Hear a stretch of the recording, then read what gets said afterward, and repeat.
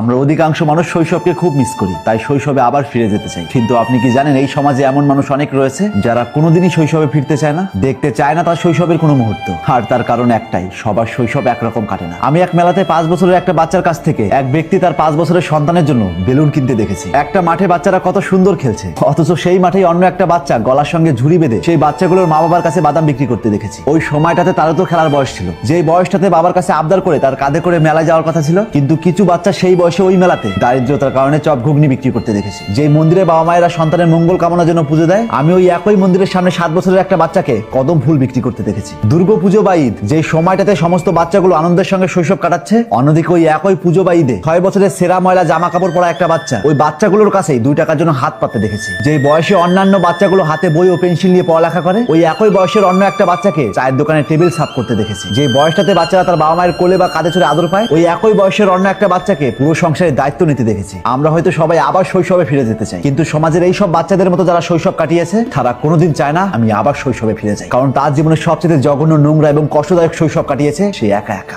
বিশ্বাস করুন, সবার শৈশব উজ্জ্বল, সুন্দর, স্মৃতিকর হয় না। কারো কারো শৈশব কাটে আবদ্ধ একাকিত্বে। তাই আজ থেকে চোখ খুলুন আর এরকম ইন্টারেস্টিং ভিডিও প্রতিনিয়ত পাওয়ার জন্য তাপস এক্সপ্লোরার পেজটিতে ফলো দিলাম।